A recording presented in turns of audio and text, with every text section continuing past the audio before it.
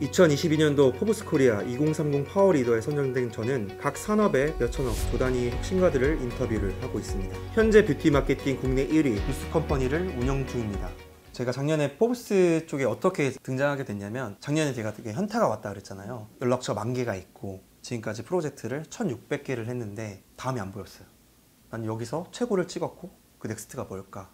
근데 달라진 건 없어요. 그러면 과연 어떤 걸 해야 될까? 그 클럽하우스라는 방송이 있었어요.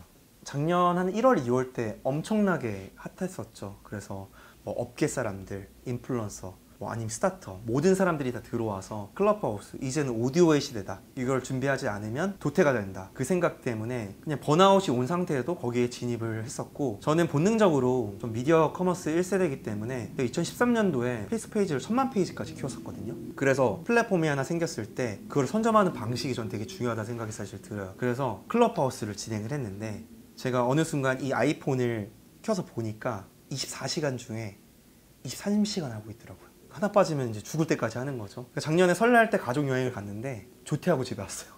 몸이 너무 아파가지고, 진짜로. 그때 이제 제가 느꼈던 거는, 저의 장점 자체가 이 전문성과 지속 가능성을 유지하는 그런 능력들. 그래서 이 브랜드를 만나다라는 세션을 40회를 넘게 했어요. 그게 한 1년 동안 진행이 됐었고요. 그 인터뷰를 통해서 되게 다양한 업계, 뷰티를 이외에 외식업, F&B, 아니면 스타트업, 다양한 업계의 인터뷰를 하다 보니까 어느 순간 제가 굉장히 깨어지는 걸 느끼게 되더라고요. 제가 인생에서 꼭 하나의 버킷리스트가 있다면 포브스에 나가는 게 인생 버킷리스트 중에 하나였는데, 제가 어떤 한 친구한테 계속 포브스 얘기를 했어요. 나 포브스 기자 만나게 해달라. 근데 그 친구는 사실 포브스가 어떻게 알아요? 근데 우연한 계기에 그 친구가 포브스 기자를 만나게 됐고 저랑 자리를 만들게 됐어요.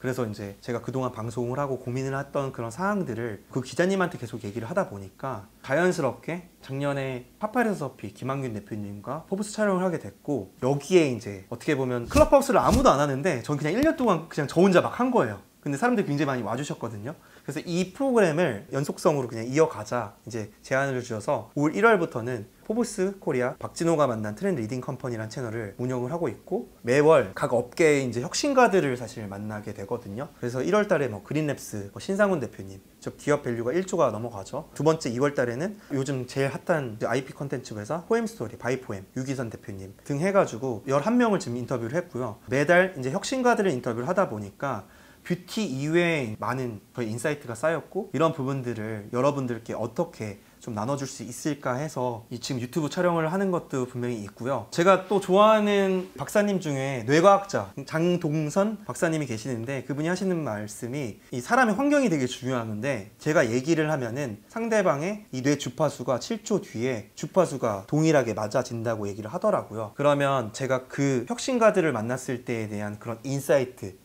그 뇌의 주파수를 제가 여러분들한테까지 전달을 좀 드릴 수 있다고 저는 믿고 있어요. 그렇기 때문에 많은 좀 질문을 해주셔도 좋을 것 같고, 결국 중요한 거는 정답이 없다는 거거든요. 근데 예전에는 저는 정답이 있다고 사실 믿었어요.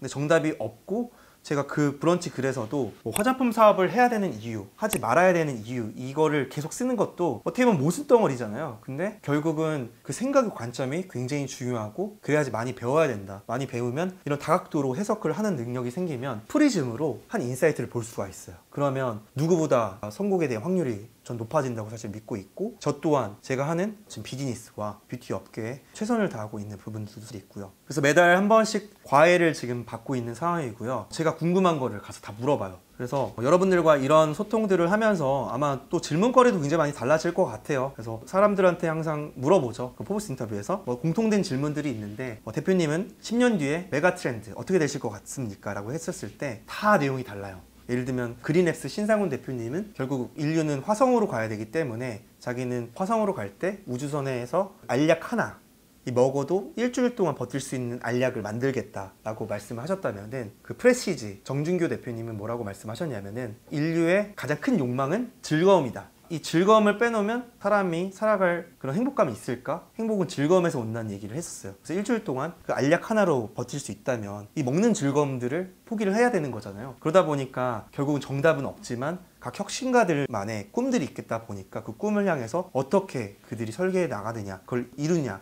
이런 것들이 저는 되게 중요하다고 생각이 사실 들었어요. 그래서 포브스 인터뷰를 통해서 사실 이런 인사이트를 쌓고 있고, 많은 정보를 전달드리도록 하겠습니다.